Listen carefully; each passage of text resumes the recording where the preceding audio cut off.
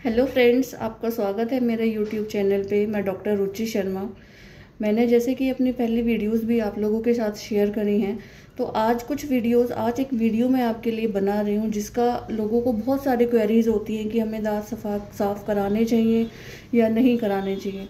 अगर हमने दांत साफ़ कराए तो हमारे दांत कहीं हिल तो नहीं जाएंगे, अगर हमने दांत साफ़ कराए तो हमारे दांतों में कहीं गैप तो नहीं आ जाएगा, या जैसे ही हम दांत साफ़ कराएंगे तो ऐसा तो नहीं होगा कि हमारे दांतों में ठंडा गर्म लगना शुरू हो जाएगा।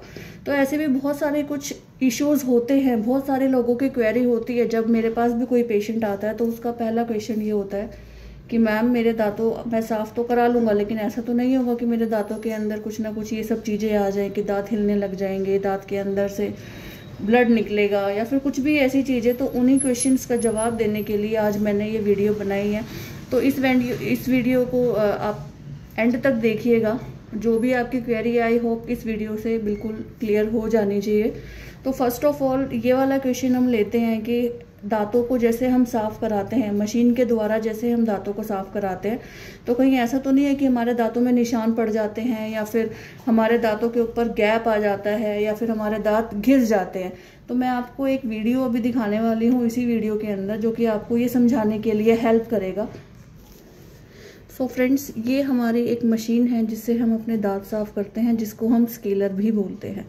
तो जैसे ही आपको पता है कि हमारी बॉडी का सबसे ज़्यादा हार्डेस्ट पार्ट हमारी बोन होती है।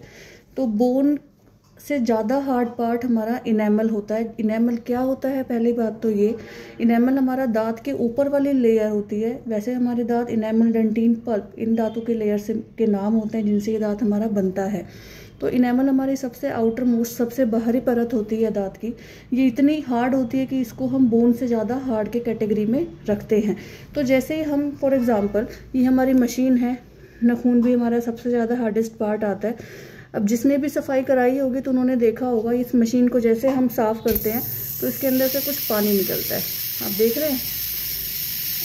अब इसको हम साफ़ करते हैं, जैसे फॉर एग्जांपल ये हमारा दांत है, दांत को यहाँ से हम क्लीन करेंगे तो इसके अंदर से हम पानी निकाल के दांत को साफ़ कर सकते हैं।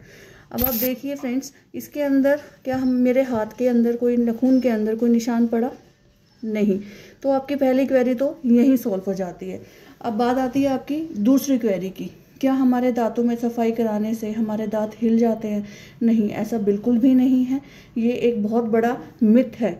लोग क्या काम करते हैं कि पहले ब्रश नहीं करते, और ब्रश नहीं करते तो बहुत टाइम तक उनके दांतों के अंदर गंदगी इकट्ठे होने शुरू हो जाती है। अब उसमें क्या होता है, जैसे कि हम एक सफाई कराते हैं अपने दांतों की, अगर इनिशियल स्टेज में अगर हम अपने दांत को साफ करा लेते हैं तो क्या होता है, ये परेशानी नहीं होती। आपको पता ही है जैसे कि हमारा दांत ये रूट होती है हमारे दांत की, और ये क्राउन होता है। तो इस पोर्शन में अगर मैं बात करूं, जैसे कि आप देख पा रहे हैं, इस वाले पार्ट के अंदर जो डिपॉजिट होता है हमारा कैलकुलस, जो ये ब्राउन कलर का आपको दिख रहा है, अगर ये हमारा बहुत ही इनिशियल अमाउंट में है, इनिशियल स्टेज है, अगर इनिशियल स्टेज में हम दांत की सफाई कराते हैं तो ये परेशानी नहीं आती। अब एक स्टेज ऐसी आती है जब यहाँ पर आप देख सकते हैं ये पूरा पार्ट ब्लैक है, अगर यहाँ तक बिल्कुल ही ऊपर के लेवल तक हमारी डिपॉजिट जमा हो जाती है और गंदगी हमारे अंदर भी पहुँच जाती है, तो फ्रेंड्स जैसे कि हम इसको क्लीन करने की कोशिश करते हैं, यहाँ से ये क्लीन हो तो जाता है और इसको होना ही है, पर ये क्या काम करता है कि अपने यहाँ जो हमारे मसूड़े के और दांत के बीच में जो ये गैप होता है, आप देख रहे हैं जो ये गैप है मसूड़े और दांत के बीच में, यहाँ पर गैप कैलकुलस जो गंदगी है उसको हटाने के कारण से विजिबल हो जाता है। अगर वो हम नहीं हटाएंगे तो होगा क्या, ये हमारी हड्डी है, हड्डी के अंदर हमारा इन्फेक्शन चला जाएगा, और अगर एक बार हड्डी के अंदर इन्फेक्शन हुआ तो बोन लॉस शुरू हो जाएगी, और अगर बोन लॉस होने लग जाती है तो दांत हिलने शुरू कर देता है। तो ये भी समस्या है, ये भी मिथ आप दूर कर लीजिए कि दांतों की सफाई कराने से दांत हिलने लग जाते हैं। नहीं, ऐसा बिल्कुल भी नहीं है, बल्कि दांतों की सफाई कराने से हमारी हड्डी मजबूत होती है। हाँ, हम कुछ मेडिकेशन और जेल अप्लाई करने के लिए देते हैं कि अगर आप प्रॉपर अमाउंट में जेल यूज़ करेंगे या फिर आप इसको प्रॉपर मेडिकेशन लेंगे और अपनी ओरल हाइजीन को मेंटेन रखेंगे तो ये प्रॉब्लम भी कुछ टाइम के लिए रिजॉल्व हो जाती है। बेसिकली हम मेडिकेशन के साथ साथ जेल देते हैं। जेल का क्या काम होता है, जैसे ही आपने यहाँ से सफाई करवाई है, सफाई करवाने से जो आपके मसूड़े और दांत के बीच में गैप आया है, आपको जस्ट एक इस मोशन में आपको उसको पुल करना है मसूड़े को ऊपर की तरफ। उससे क्या होगा कि ये कवर जो आपका रूट और क्राउन के बीच में जो गैप आया है कैलकुलस की वजह से, ये उसको कवर करेगा। तो आपका ये मिथ भी क्लियर हो जाता है। और हाँ, थर्ड क्वेश्चन ये आता है कि हमारे दांतों के अंदर गैप हो जाता है सफाई कराने से। तो ये भी एक सबसे बड़ा मिथ है। अब आप ये तो देखिए कि हम गैप दांत को निकाल के तो उसके अंदर सफाई नहीं करेंगे कि एक दांत पकड़ा है और हमने चारों तरफ सफाई करी है, नहीं, ऐसा बिल्कुल भी नहीं होता। अब जैसे कि यहाँ पे दांत है, ये दांत है, हमने यहाँ से कैलकुलस को निकाला। अब जैसे ही हमने कैलकुलस को निकाला तो ये तो गंदगी हटी है, हमने कोई वहाँ से गैप नहीं करा है, एक दांत को दूसरे दांत में शिफ्ट नहीं करा है या दोनों के बीच में स्पेस नहीं करा है, नहीं।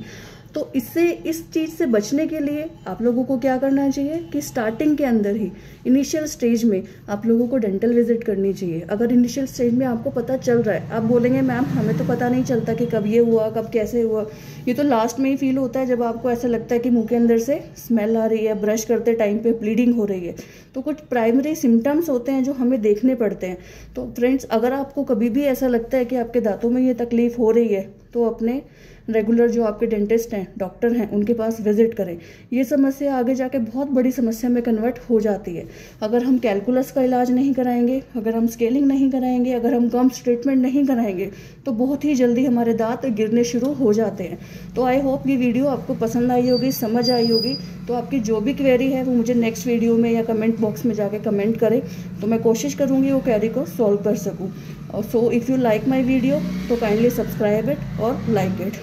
Thank you.